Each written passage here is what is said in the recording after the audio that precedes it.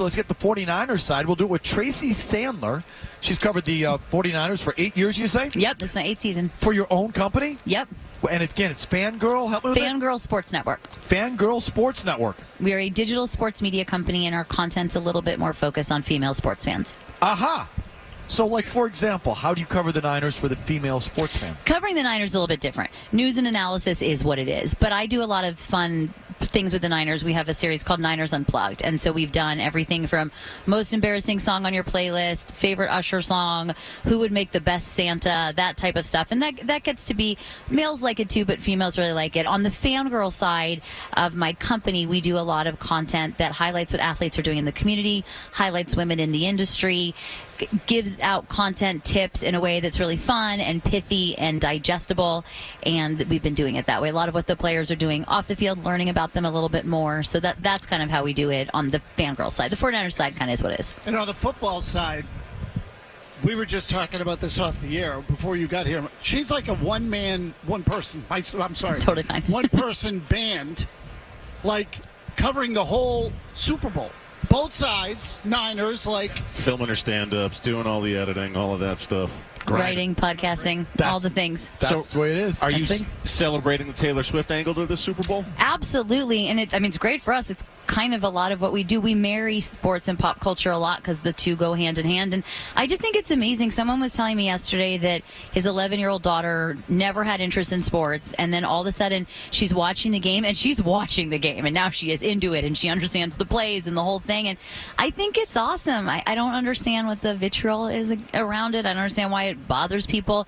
She's really just there supporting her boyfriend, but you're bringing in a whole other group of people and a strong woman who's worked really hard to be really successful, and that's what she's famous for. You're preaching to the choir to this one. I think that's really, really cool. I'm all in. And so I don't understand what people's issue is with it. I also happen to like Taylor Swift, but yeah. No, well, you know what? People are a-holes. People suck. That's exactly. Well, correct. That is 100% what people's issue. People suck. That's people suck. Really the answer. Anyway, Tracy Sandler, okay, covers the Niners. How do you think the Niners are feeling? How are you feeling about the Niners right now? Because you could say they haven't really been playing very well. I mean, they really should have lost both of their playoff games, if you think about it. Correct. So do you think they're just playing with borrowed time, or how do what's your view on that?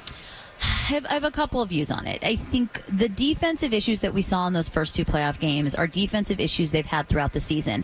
They were able to mask them with an elite offense, and maybe elite is a strong term, but it's the first came to mind. An elite offense and then key turnovers at key times that made it seem like maybe the defense was playing better than they were actually playing. So I do think that's concerning. The Niners have said defensive effort's been an issue. It's been addressed internally. It's not going to be an issue again. Effort or no effort, they can't seem to defend the run. And it's been a problem before these two playoff games, and it's going to be an issue on Sunday because they're either going to have to stop Mahomes or they're going to have to stop Pacheco.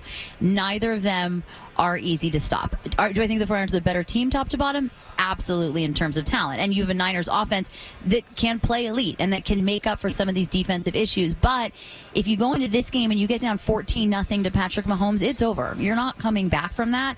And I think a very underrated part of this is the Chiefs' defense. Like, everyone's talking about Mahomes.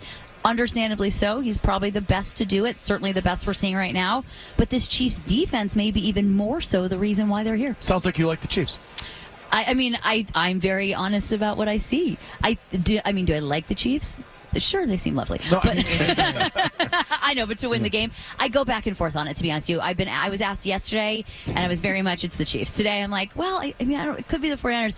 Ultimately, I think we have a very close game, and there'll be some key play during the game. It could be the end of the game. Someone's going to have to make some crazy throw down the middle. Whose receiver catches it and whose corner catches it. And I think that could end up being the difference in the game. But the Chiefs are a tough matchup, and they're a tougher matchup than I think people are giving them credit for because they struggled midway through the season. So I'm glad you brought up the San Francisco defense, because I've been saying for a little while that if you were to say to me what's the most overrated, subunit in all of football, I'd tell you it's the San Francisco defensive line. That they have not played as well as the star power would suggest, and it's been a problem all year long. And they really they had to trade for Chase Young in the middle of the season. Right. So tell me, am I wrong or am I right? Why hasn't that unit played better? I don't think you're wrong. I think there are probably a few things that have come into play there. I think you had the Nick Bosa holdout, and I'm not blaming him for that because the man should get his money, and I believe that 100%. But he did miss training camp, and it does make a difference. And you have Javon Hargrave come in, and he's new.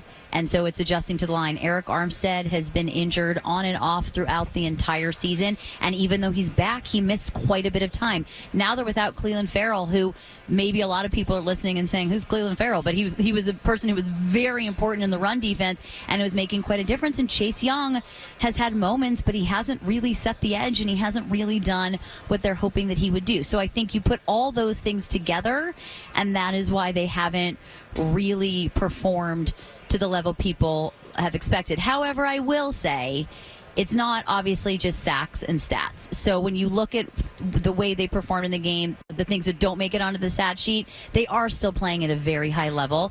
But there are issues in the secondary, and the loss of Talanoa Hufanga is a really big loss for the secondary, and we're seeing that. They have a CB3 problem, which they've had all year, but they are where they are. So there are issues there. Doesn't mean they can't. I mean, but people are going to stop listening to this and be like, forget it, I'm not even watching the game. But it doesn't mean they can't overcome them. But all of these things have combined to create the issues that we're seeing. Again, Tracy Sandler covers the Niners out there in San Francisco. Fangirl Sports Network. Tracy, are they going to pay Brock Purdy? Well, you know, he's not up for it yet. Okay. But eventually, I'm sure that they are. I think no matter what happens Sunday, if he wants to be a top 5 quarterback in the league, salary wise, do you pay him as a top 5 quarterback in the league? I think, I mean, when the time comes, I think so, if he continues in the way he is. Because I really think no matter what happens Sunday, he's a top quarterback in the league, and he's changed this offense. Top 5? Patrick Mahomes, Josh Allen, top 10. Top 10. I'm going to give you top 10. You're a believer in Purdy. I am 100% a believer in Purdy. And I've been there. So I started covering the team. Chip Kelly was the first year. But in Kyle's time, there was the Brian Hoyer experiment, which was obviously this team isn't a full rebuild, but we're going to make Brian Hoyer the starter. It'll be good enough. It was not. Then there was the C.J. Beathard experiment. Then there was the Nick Mullins experiment. Then was Jimmy Garoppolo. And Jimmy was very good for this team and changed the culture of this team. I don't think he gets enough credit for that. He was very good for this team. But now you have a quarterback who can really open up the offense in a way Kyle wasn't able to do. He's tremendous at reading defenses. He's elusive. He's tremendous on the fly. I think he is the guy. And he's played just over a season of football. I mean, that's the other thing. Like, he's not even 2 full seasons in. It's just over a season of football. And I do very much think he's the guy. I think he'll play well on Sunday. I mean, unless he goes out and throws 5 picks, which I just don't think is going to happen. Yeah, I think you pay him that way. Do you think the discourse on him has gotten out of control? Because people are a-holes about Taylor Swift. People are a-holes about Brock Purdy. I'll raise my hand. I'm one of them. But part of it is how he's covered, especially by people that cover the team out there. I saw a guy that was writing for The Athletic referring to him as it was like a Montana-esque comeback in some of these recent games in the playoffs. So it's like, oh, calm down. I just think he's good. He's just okay, but he benefits from that system. But I think what quarterback doesn't benefit from their system and what quarterback doesn't benefit from the weapons he has around him. I mean, I think you could, yes, we're looking at Mahomes, who certainly doesn't have Tyreek Hill anymore, who much of the season had a Travis Kelce who was not playing like the Travis Kelce we knew. Now he seems to have woken up and he's back. But, we have somebody like that. But Mahomes is one of one, so you're not even counting that. But reality is, what quarterback doesn't benefit from that? And you have to run the system. And Kyle Shanahan's system is known as one of the most complicated offensive systems in the league. I think Brock is and I'm using this term very loosely because he's about to start a Super Bowl, so he's doing fine. But Brock is a victim of being the last pick in the draft, and people just can't seem to get over it. And I think it's funny because you have undrafted guys. Like the 49ers have Charvarius Ward. He was an undrafted guy. He's one of the top corners in the league. Now, nobody talks about he really shouldn't be one of the top corners in the league because he wasn't even drafted. But something about being the last pick in the draft is being used against him. Whereas I do think the narrative should be more like, wow, this was the last pick of the draft, and he came in, he led the team to the NFC Championship game, and then next year he led them to a Super Bowl. Like, you can't discount that, in my personal opinion.